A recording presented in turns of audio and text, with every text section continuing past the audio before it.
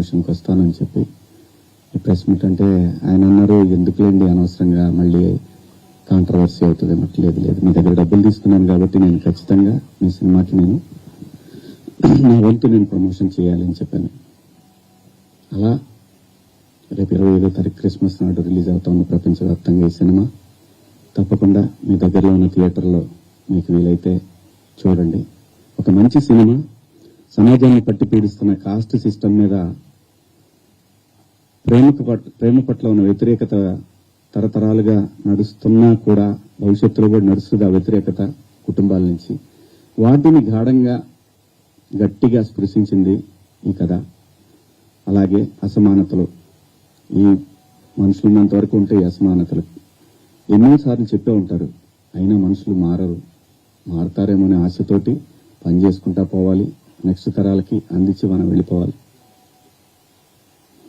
అలా చేసిన సినిమా ఇది.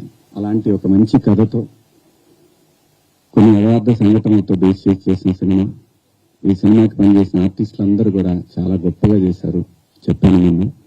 అలాగే ఈ సినిమాకి పనిచేసిన మ్యూజిక్ డైరెక్టర్ కానివ్వండి, ఆర్ట్ డైరెక్టర్ కానివ్వండి, ప్రతి ఒక్కళ్ళు కూడా నేటివిటీని 2000, 98, 2000 ఇంకా అంటే 2005 ఆ మధ్యలో వచ్చినటువంటి ఇన్సిడెంట్ని బేస్ చేసుకొని చక్కటి లవ్ స్టోరీ విత్ కాస్ట్ని గట్టిగా చాలా గట్టిగా స్పృశిస్తూ చేసిన సినిమా ఇది. సో దగ్గరలో ఉన్న థియేటర్లో మీరందరూ వెళ్ళి చూడండి. పండగే కాబట్టి అందరూ వెళ్ళి చూస్తారని ఆశిస్తూ సినిమాని, ఒక మంచి సినిమాని, ఒక మంచి పాత్ర నాకు ఇచ్చినందుకు నిర్మాతకు అలాగే దర్శకుడికి అందరికీ పేరు పేరున నా ధన్యవాదాలు. ఇక కమింగ్ టు ద పాయింట్, ఇది నా వ్యక్తిగతం. ఇక్కడి నుంచి నేను చెప్పేదంతా కూడా వ్యక్తిగతం.